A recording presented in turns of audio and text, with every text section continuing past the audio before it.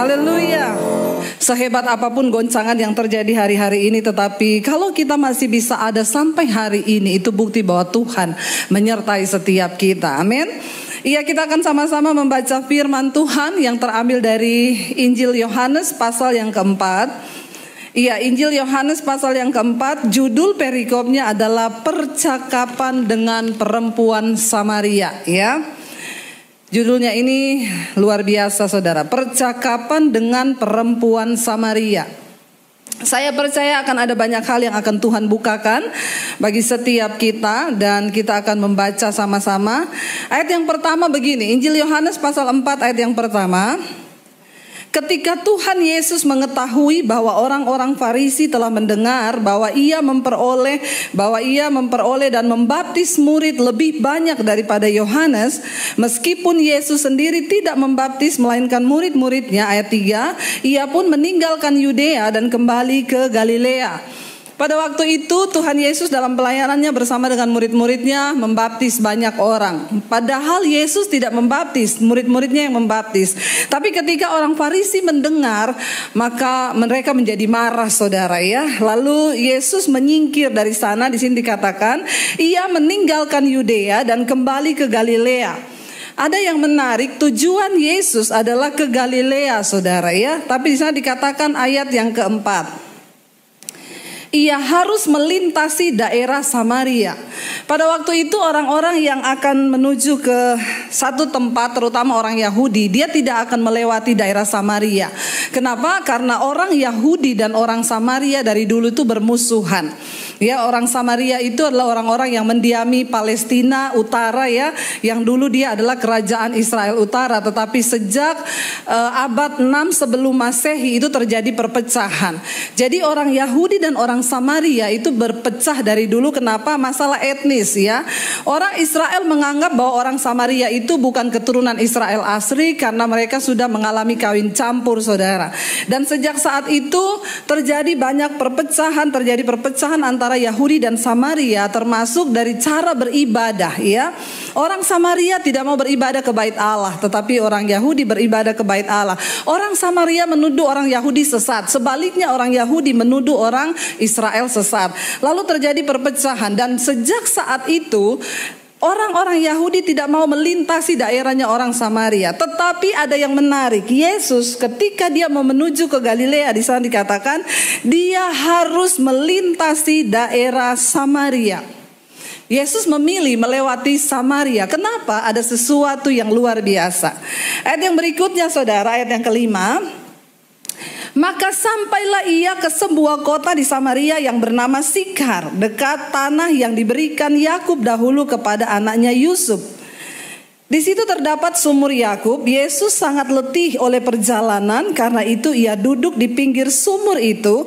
Hari kira-kira pukul 12 siang saudara. Ya, saudara, kita percaya bahwa semua yang Yesus lakukan di dalam perjalanan pelayanannya adalah mengikuti tuntunan Roh Kudus. Jadi bukan secara kebetulan dia melewati sumur itu, tapi ada sesuatu tujuan Tuhan di sana ya. Percayalah, dalam hidup ini Tuhan selalu turut bekerja untuk mendatangkan kebaikan kita. Amin saudara. Lalu di sana dikatakan hari kira-kira jam 12 siang. Yesus duduk di dekat sumur ya, karena dia haus, dia mau minum di sumur itu. Lalu ayat yang ke-7 berkata begini, maka datanglah seorang perempuan Samaria hendak menimba air.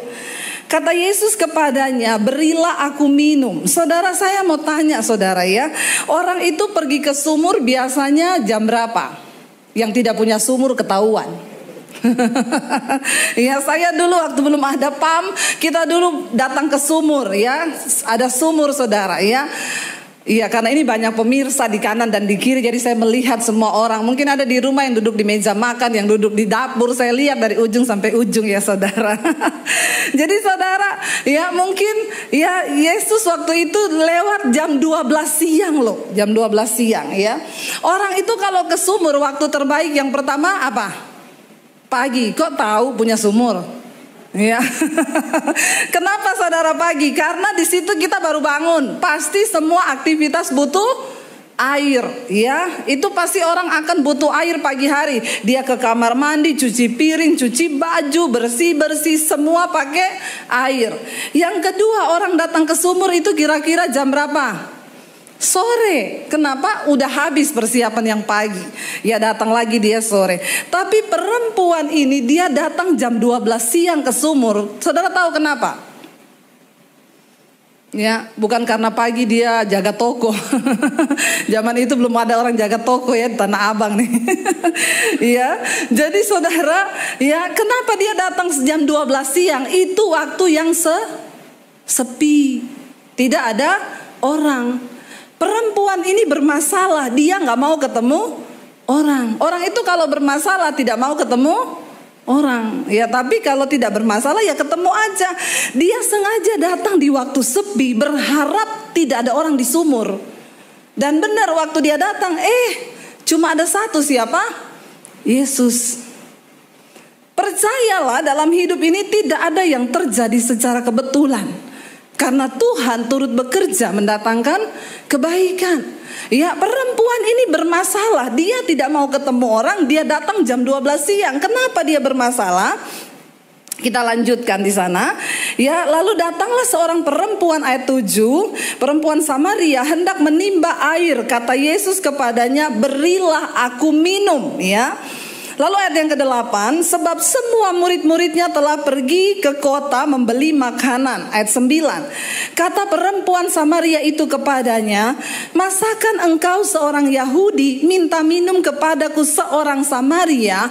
Pada waktu itu orang Samaria adalah orang yang dianggap tidak bagi orang Yahudi itu mereka itu sesat, mereka itu pokoknya terbuang, tidak masuk dalam kumpulan orang Israel pada waktu itu, saudara. Lalu dia bilang, "Masa engkau orang Yahudi minta minum kepadaku orang Samaria?" Ini artinya apa? Yesus itu tidak pernah memandang siapapun kita. Dia datang kepada siapa dia mau datang. Karena itu jangan pandang rendah orang, saudara. Karena Yesus bisa datang kepada siapa saja dia mau datang, ya. Lalu di sini dikatakan sebab orang Yahudi tidak bergaul dengan orang Samaria. Ayat 10, jawab Yesus kepadanya, "Jikalau engkau tahu tentang karunia Allah dan siapakah dia yang berkata kepadamu, 'Berilah aku minum,' niscaya engkau telah meminta kepadanya dan ia telah memberikan kepadamu air hidup." Ya. Yesus berkata kepada perempuan itu, sekiranya engkau tahu, engkau ini berhadapan dengan siapa, ya? Jikalau engkau tahu tentang karunia Allah. Saudara, ini gambaran tentang banyak orang Kristen hari-hari ini.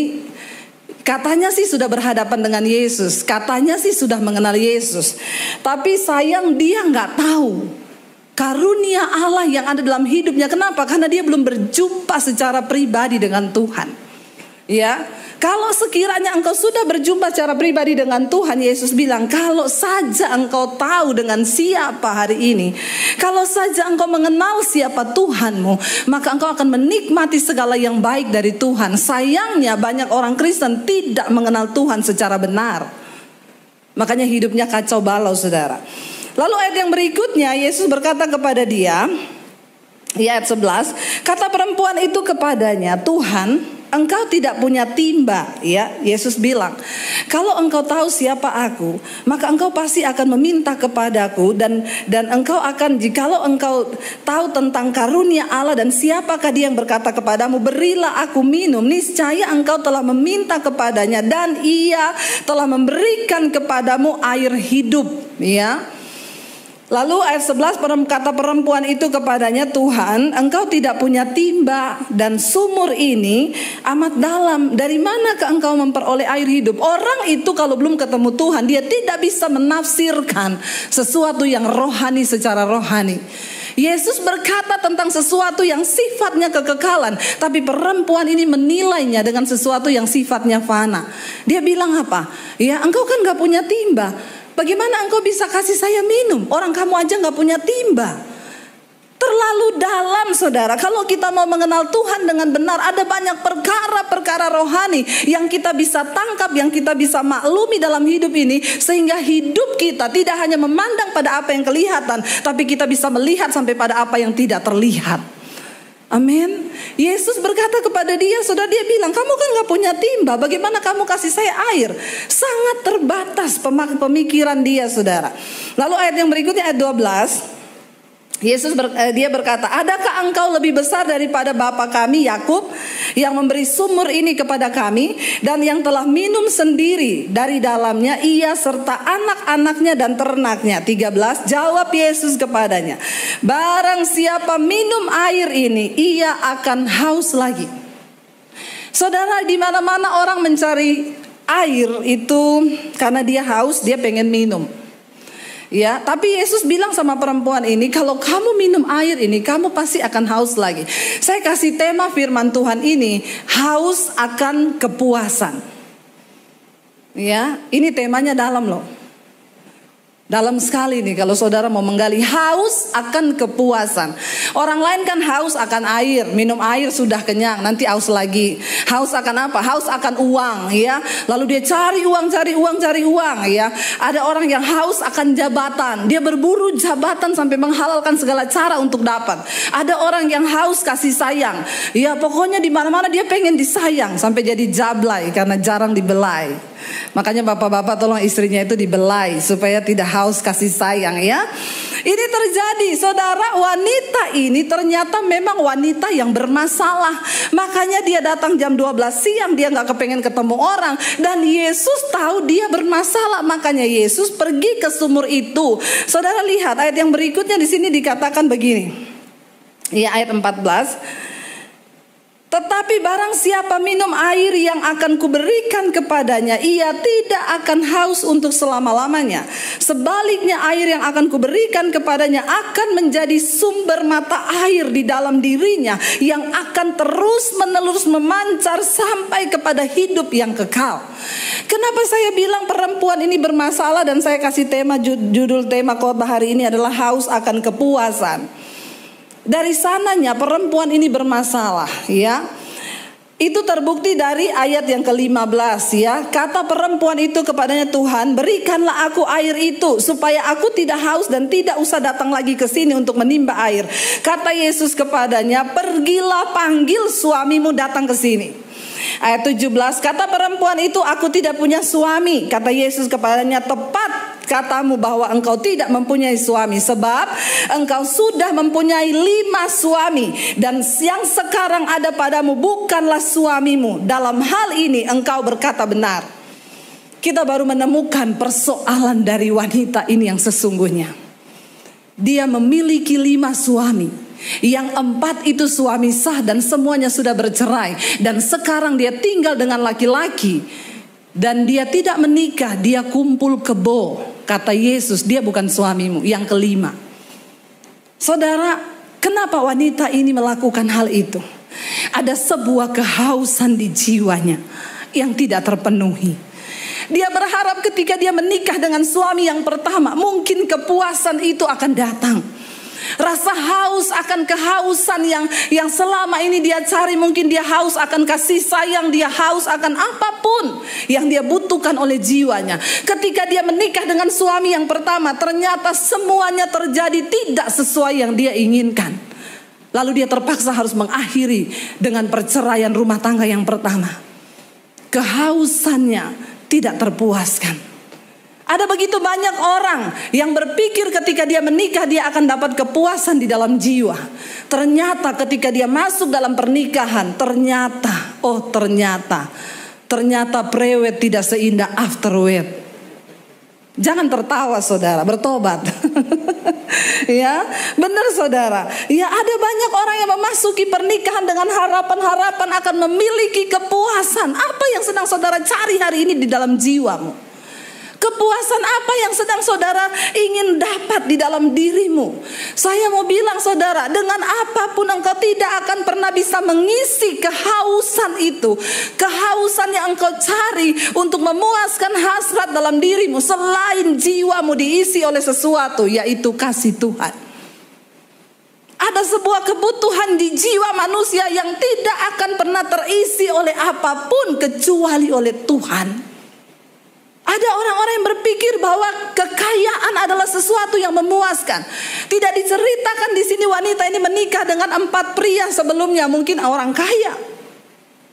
Iya. Ada orang yang melandaskan pernikahan dengan kekayaan karena dia berpikir bahwa ketika dia memperoleh kekayaan dari suaminya maka jiwanya bahagia, jiwanya terpuaskan. Ternyata ketika dia memasuki pernikahan yang kedua, yang dia harap, saya percaya saudara, semua orang menikah gak ada masuk dengan pernikahan dan harapan yang tidak bahagia. Gak ada orang berpikir gini, saya mau menikah nanti 2 tahun cerai. Itu orang gila. Orang normal semuanya pengen membangun sebuah keluarga supaya bahagia. Supaya sebuah kehausan di dalam jiwa itu bisa dia didapatkan dalam pernikahan itu. Tetapi ketika dia gagal dengan yang pertama, dia membangun dengan yang kedua. Saya yakin dia sudah punya pengalaman dengan pernikahan yang pertama. Mungkin dia bilang, pernikahan pertama dulu saya tertipu dengan suami saya. Dia cuma manis di mulut, penuh gombal. Jadi yang kedua saya akan cari laki-laki yang tidak suka gombal. Dia cari laki-laki yang to the point ngomong ya. Kalau gendut ngomong gendut. Walaupun marah tapi itu fakta. Ya. Ternyata setelah dia cari, dia menikah yang kedua. Ternyata kehausan di dalam jiwa tidak dia temukan dalam pernikahan yang kedua. Dan akhirnya berakhir di dalam perceraian lagi. Kenapa saudara? Karena ada sebuah kebutuhan di jiwanya yang belum terpenuhi. Lalu dia sedih pasti hari itu. Dan dia tidak berhenti mencoba. Ya, dia menikah lagi dengan yang ketiga. Ya, lalu dengan harapan dia sudah punya 2 pengalaman kegagalan, pasti dia lebih berilmu. Sudah 2 kali gagal, masa gagal lagi? Ya, orang bilang jangan jatuh ke lubang yang sama, kecuali lubangnya banyak. Jangan membuat lubang sendiri saudara. Hari-hari ini saya banyak melihat ada orang konseling sama saya, Bu, saya ini dulu nikah pertama gagal Bu, lalu saya nikah lagi yang kedua gagal lagi Bu, saya coba yang ketiga gagal lagi Bu, ini saya sekarang sudah dekat juga sama duda Bu. Saya bilang jangan cari jodoh dulu, cari Tuhan. Ya, benar nggak? Dia bilang sama saya, Ibu doakan apakah ini jodoh dari Tuhan. Jangan cari jodoh dulu, cari Tuhan dulu. Ya, kalau kamu temukan Tuhan, kamu jiwamu sudah terisi dengan kepuasan, maka ketika engkau masuk dalam pernikahan, ya insya Allah itu pernikahan yang benar. Benar gak saudara? Lalu akhirnya dia bercerai yang kedua, dia menikah dengan yang ketiga, pasti dengan sebuah pengharapan akan berbahagia. Tetapi ternyata dia gagal lagi untuk yang ketiga kali. Lalu mereka bercerai. Lalu Yesus berkata, iya benar kamu gak punya suami, karena kamu punya 5. Ya. Dan yang sekarang yang hidup bersamamu bukan suamimu, karena cuma kumpul kebo. Betapa kasihan perempuan ini, jiwanya sangat bermasalah. Ada sebuah kehausan akan kepuasan yang dia cari, tapi dia gak temui di dalam 5 laki-laki. Saudara, hari ini engkau sedang haus akan apa? Mari kita cari Tuhan sungguh-sungguh. Kenapa? Cuma Dia yang sanggup memuaskan semua kehausan di dalam jiwa. Yesus sedang berbicara kepada kita lewat cerita ini. Saudara pikir ini cerita yang tidak cuma begitu aja ditulis? Enggak. Perempuan ini adalah gambaran saudara dan saya. Betapa seringnya jiwa kita itu haus akan sesuatu yang kita sendiri gak tahu apa itu. Kita haus akan sebuah kepuasan. Kepuasan akan apa? Akan banyak hal. Dan saya cuma mau bilang, kepuasan dalam hidup kita bisa kita temukan hanya ketika kita mendekat kepada Yesus. Bahkan pernikahan yang dulunya engkau memasuki dan berharap engkau memasuki sebuah kerajaan yang di situ ada kebahagiaan, waktu engkau masuk dalam pernikahan ternyata engkau juga tidak menemukan harapan yang engkau cari. Ternyata jiwamu juga tidak menemukan kepuasan, kehausan. Kita perlu berjumpa dengan pribadi yang bisa dia berkata apa? Kalau engkau minum air sumur itu, engkau akan haus lagi. Tapi kalau engkau minum air yang aku berikan kepadamu, kamu tidak akan pernah haus lagi. Sebaliknya engkau akan menjadi sumber mata air. Dirimu akan mengalir aliran kehidupan yang bisa dinikmati oleh banyak orang. Yo saudara, Tuhan mau kita ini berfungsi bagi banyak orang. Di akhir zaman ini saya selalu bilang, ya Hidup ini bukan soal mencapai semua yang kita inginkan, tapi apa yang Tuhan inginkan dalam hidup kita. Ya, berhentilah berkata kepada anak-anakmu, kejarlah cita-citamu setinggi langit. Ya, kejar ilmu sampai ke negeri China. Sekarang mau kejar apa ke negeri China? Ya, saya berkata kepada anak saya, Dek, jangan kejar cita-citamu, tapi kejar cita-cita Tuhan atas hidupmu. Amin. Kenapa saudara? Jangan sampai kita salah. Karena Alkitab berkata, apa yang dikagumi manusia itu dibenci oleh Allah. Manusia beranggapan kalau anak itu sukses waktu dia memperoleh mimpi-mimpinya dipandang wow oleh semua orang. Enggak. Apa yang Tuhan mau untuk kita dapatkan di dunia ini? Kita menjadi aliran sumber mata air ketika Yesus ada dalam hidup kita. Yesus berkata, kalau engkau minum air daripadaku, kamu gak akan datang ke sumur ini lagi, tetapi dirimu akan menjadi mata air yang akan meluap dari dalam dirimu, dan banyak orang yang haus yang akan datang makan. Saya ingat cerita tentang saya, saudara. Saya adalah dulu orang yang hancur. Saya adalah orang yang sudah tidak punya pengharapan hidup. Saya adalah orang yang merasa semua kehausan di jiwa saya tidak saya temui. Sampai akhirnya saya berpikir untuk mengakhiri hidup saya dengan bunuh diri. Saya pikir mati yang paling enak. Tapi ketika saya berjumpa dengan Tuhan, ada peristiwa sumur di dalam hidup kita. Ketika saya ada di dalam kebimbangan akan mengakhiri hidup saya, Yesus datang menghampiri saya. Dan dia datang, dia masuk memberikan aku air hidup itu. Dan saudara tahu, ketika saya minum air hidup yang dari Yesus itu, dan saya menemukan kepuasan di dalam dia. Dan apa yang Yesus itu bilang benar. Hari ini kita menjadi orang yang membawa aliran hidup bagi orang lain. Ada begitu banyak orang yang sudah mau mengakhiri hidupnya yang datang kepada saya dan minta untuk didoakan.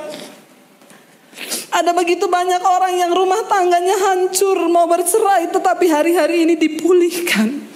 Kenapa? Tuhan memberikan engkau air hidup itu bukan tanpa maksud. Dia ingin engkau menjadi aliran air hidup yang memberi air itu kepada orang lain, saudara. Ini tidak bisa dibeli dengan uang sekaya apapun, saudara. Ini tidak akan pernah bisa ditukarkan dengan harta yang ternilai seapapun.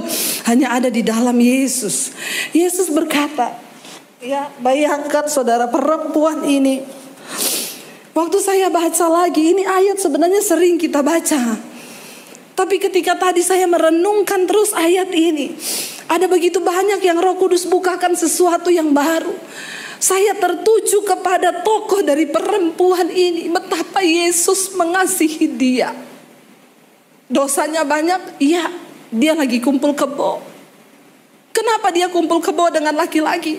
Dia merasa dia sudah gagal dengan 4 laki-laki yang lain. Siapa tahu dia mendapat kepuasan dari laki-laki yang satu ini.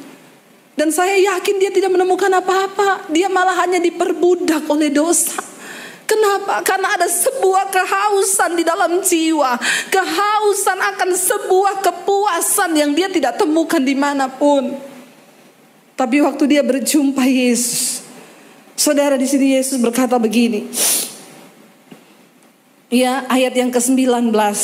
Kata perempuan itu kepadanya, Tuhan, nyata sekarang padaku bahwa engkau seorang nabi. Ya, ayat 20.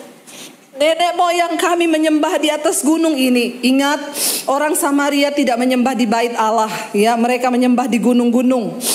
Ya, nenek moyang kami menyembah di gunung ini. Tetapi kamu katakan bahwa Yerusalemlah tempat orang menyembah. Kata Yesus kepadanya, percayalah kepadaku hai perempuan, saatnya akan tiba bahwa kamu akan menyembah Bapa bukan di gunung ini dan bukan juga di Yerusalem. Kamu menyembah apa yang tidak kamu kenal. Saudara lihat ya, kami menyembah apa yang kami kenal, sebab keselamatan datang dari bangsa Yahudi. Mengapa perempuan ini jiwanya penuh dengan kehausan akan kepuasan? Karena dia menyembah Tuhan yang tidak dia kenal. Dan banyak orang Kristen hari-hari ini yang seperti itu. Kayaknya engkau ke gereja, Kayaknya engkau pelayanan, kayaknya engkau khotbah, kayaknya engkau mimpin pujian, tapi engkau tidak kenal Tuhan. Engkau kayaknya menyembah, tapi engkau menyembah sesuatu yang tidak engkau kenal. Karena itu jiwamu tuh gak pernah ada kepuasan. Ya, Yesus berkata, kamu menyembah apa yang tidak kamu kenal, kami menyembah apa yang kami kenal. Penyembahan itu harus berdasar pada pengenalan akan Tuhan. Kalau engkau tidak pernah mengenal Tuhanmu, bagaimana engkau bisa menyembah Dia? Bagaimana engkau bisa meneteskan air mata ketika engkau berkata, engkau baik Tuhan, engkau baik. Hanya orang-orang yang pernah merasakan kebaikan Tuhan yang bisa bercucuran air mata dan berkata, engkau baik Tuhan. Kita perlu mengalami perjumpaan pribadi dengan Tuhan. Engkau perlu punya pengalaman di sumur air kehidupan bersama Tuhan. Mungkin saat itu adalah saat pelarian seperti wanita itu. Dia datang tengah hari di saat tidak ada orang karena dia malu ketemu orang. Karena perempuan ini bermasalah dengan dirinya, akhirnya dia bermasalah dengan orang lain. Dan saudara, kalau jiwamu itu tidak terpuaskan, maka hubunganmu akan rusak. Hubungan dengan istri rusak, hubungan dengan anak rusak, hubungan dengan semua orang akan rusak. Engkau merusak semua hubunganmu. Kenapa? Karena jiwamu bermasalah. Engkau belum ketemu Tuhan. Engkau menyembah sesuatu yang tidak engkau kenal. Capek kita menyembah sesuatu yang tidak kita kenal. Karena itu hari-hari ini saudara, sekalipun dunia sedang digoncangkan, kenalilah siapa Tuhanmu. Punyalah pengenalan akan Tuhan yang benar. Masuk dalam doa-doa pribadimu dan bilang, Tuhan, aku pengen mengenal Engkau. Jangan terjebak dalam rutinitas kekristenanmu. Itu bukan jaminan engkau diselamatkan. Karena ketika Yesus datang kali yang kedua, siapa yang dia cari? Orang yang mengenalnya dan orang yang dikenalnya. Lalu di sini Yesus berkata ayat 23, tetapi saatnya akan datang dan sudah tiba sekarang, bahwa penyembah-penyembah benar akan menyembah Bapa dalam roh dan kebenaran, sebab Bapa menghendaki penyembah yang demikian. Ayat 24, Allah itu roh, dan barang siapa menyembah Dia harus menyembahnya dalam roh dan kebenaran. Kenapa Yesus gak berkata harus menyembahnya dalam tubuh? Saudara, kita adalah manusia roh. Tubuh ini cuma casing. Satu saat casing ini akan rusak.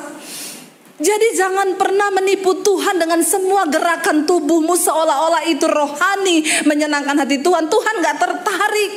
Dia tertarik dengan manusia batiniamu, di mana rohmu itu dibaharui dan engkau menyembah Dia di dalam roh dan kebenaran. Engkau punya hubungan yang intim dengan Tuhan. Engkau punya hubungan yang intim dengan Dia, dan engkau hidup di dalam takut akan Dia, di dalam roh dan kebenaran. Kenapa? Tuhan sedang mencari orang-orang yang mau menyembah Dia dalam roh dan kebenaran. Ya, ingat, tubuh kita ini cuma casing loh. Satu saat kita semua akan mati. Tapi orang-orang yang mengerti kebenaran ini, kita tidak perlu takut lagi dengan apapun. Kenapa? Manusia yang sesungguhnya kita itu adalah manusia roh kita. Bapa itu roh. Dia mencari penyembah yang menyembah Dia dalam roh dan kebenaran. Ayat yang berikutnya saudara, jawab perempuan itu kepadanya, aku tahu bahwa Mesias akan datang, yang disebut juga Kristus. Apabila Ia datang, Ia akan memberitakan segala sesuatu kepada kami. Kata Yesus kepadanya, di situ dikatakan, ya, kata Yesus kepadanya, akulah Dia yang sedang berkata-kata dengan engkau. Pada waktu itu datanglah murid-muridnya dan mereka heran bahwa Ia sedang bercakap-cakap dengan seorang perempuan. Tetapi tidak seorang pun yang berkata, apa yang engkau kehendaki atau apa yang engkau percakapkan dengan dia. Maka perempuan itu meninggalkan tempayannya di situ. Lalu ia pergi ke kota. Perhatikan dan lihat, ketika perempuan ini berjumpa dengan air hidup yang benar itu, tadi dia takut ketemu orang. Dia datang ke sumur sembunyi-sembunyi jam 12 siang di saat sumur sepi. Tapi waktu dia ketemu Yesus, tiba-tiba semua kehausan dalam jiwanya itu terisi oleh Tuhan. Dia gak minder lagi. Dia gak malu dengan keadaannya. Alkitab berkata perempuan itu meninggalkan tempayannya di situ, lalu pergi ke kota dan berkata kepada orang-orang di situ, mari lihat, di sana ada seorang yang mengatakan kepadaku segala sesuatu yang telah kuperbuat. Mungkinkah ketika dia Kristus itu, maka mereka pun pergi keluar kota lalu datang kepada Yesus. Sementara itu murid-muridnya mengajak dia, katanya, "Rabi, makanlah." Akan tetapi ia berkata kepada mereka, "Padaku ada makanan yang tidak kamu kenal." Saudara, ketika seseorang mengalami perjumpaan dengan Tuhan, jiwanya dipuaskan oleh Tuhan, semuanya berubah. Dia tidak malu lagi bertemu orang. Dia pergi ke kota, dia berteriak menceritakan siapa Yesus yang sudah memberikan kepuasan di jiwanya. Orang-orang yang mengalami Tuhan, engkau tidak akan pernah berhenti mulutmu menceritakan tentang Tuhan.